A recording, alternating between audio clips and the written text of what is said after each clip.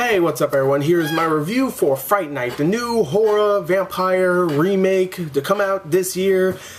I'm going to talk about it. Let's talk about the story. The story in this film. The story in Fright Night starts off with a character named Charlie, who is played by Anton Yelchin, who is a high schooler. You know, he's just an average high schooler. He has a hot girlfriend. He's just a regular guy, has some regular friends. You know, he used to be a nerd, but now he's just a regular guy. And one day, just out of nowhere, people just start disappearing, really, and they don't, no one knows why. They're just thinking, you know, it's just, you know, they're not coming to school, you know, it's high school. No one goes to high school anymore. Freaking lame. And then, of course, McLovin's character, yeah, McLovin's in this movie, alright. McLovin tells Charlie, Anton Yelchin's character, that, yo, your next door neighbor, he's a vampire, and that's the reason why everybody's disappearing, because he's getting hungry and he's just eating all these people. And he's like, you're crazy. He meets Jerry. He's kind of weird. He finds out later on that he actually is a vampire. That's not a surprise. Not a spoiler at all. It's right in the trailer. And that's really the story. He pretty much has to stop this vampire from hurting all of his family. He comes into this, well, he comes in contact with this guy who is like a big vampire hunter kind of guy. He has a big TV show and stuff, and he gets his help to go and hunt vampires and stuff, and that's really the story of Fright Night. It's a really good story. The reason why I really like the story is because two things. The characters and the setting. The setting, at least most of the time, is just set in a suburb, which is really cool, just a cul-de-sac, and that's a really cool setting for a horror film, to me at least. You know, just a whole bunch of houses together in just nowhere pretty much, and that's awesome. I actually really like that. And also, of course, you have the characters. The characters are actually really likable. Definitely Colin Farrell as the vampire. I forgot to mention that. Jerry. He's great. Okay, but before I talk more about the acting, let's go on to the acting. Oh, I forgot. Let me give the score for the story. I'm going to give the story an 8 out of 10.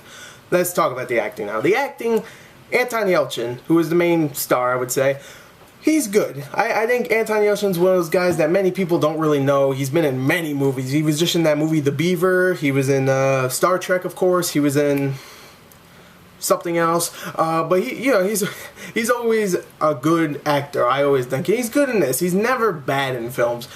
He was good. He was just really good. You really like this character. He was good. I don't know what else to say. He does a good job. You know, Colin Farrell is badass in this film. This summer, Colin Farrell has proved that he can be funny and he can be badass still. Colin Farrell's badass in this. He was funny in Horrible Bosses. Colin Farrell, you're coming back, man. That's good. I always liked you, Colin. Alright? Call me. Don't call me. I don't like you anymore. But, that doesn't make any sense. I don't know Colin Farrell. He doesn't know me. Anyway, he's great. Toni Collette plays Anton Yelchin's character's mom. She does good. McLovin, of course, is McLovin, so he actually does a really good job. He always does. You know, he's McLovin. He has to be good. And this girl that plays Charlie's girlfriend, or Anton Yelchin's character's girlfriend, her last name is Poots, but everybody's making fun of her for that, so I'm just going to leave that. That's her real last name, and as an actress, that's her last name, Poots. I can't remember her first name. She did a good job, but her last name is Poots, so screw her. She's hot, but I can't look at her anymore. Anyway, there you go, there's the acting. I thought the acting overall was really good. I'm going to give the acting an 8.5 out of 10. Everybody did good, especially Colin Farrell. He's awesome in this film. Let's talk about the violence. I'm going to talk about the violence and the action in the film, because there's actually plenty of action in this film. The violence. There is a lot of blood in this film because, of course, it's a vampire flick. And I gotta say, it's pretty gory. There's parts where people explode. There's only a couple, really. There's parts where, I don't know, people's arms gets cut off. There's blood everywhere. It's not that violent. It's definitely rated R, but it's not that violent. So don't expect a hobo with a shotgun or something. You know, no one's freaking bones are separating from their bodies and being used as weapons or something. There's some bone here and there that you see, you know.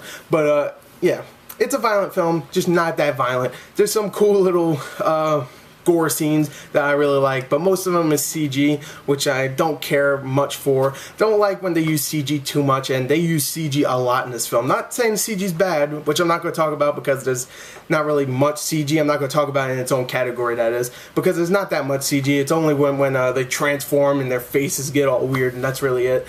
And when there's blood flying out the screen, that too.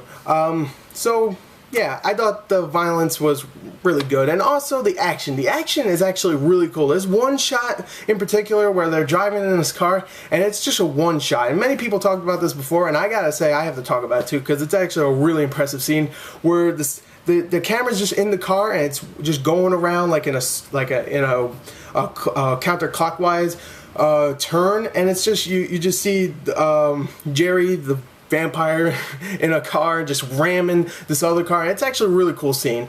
So I'm going to give the action and the violence together, I'm going to give it an 8.5 out of 10 also. Let's talk about the entertainment. I was thoroughly entertained with this film. Again, another film that I actually thought was very entertaining, very watchable, definitely worth your time.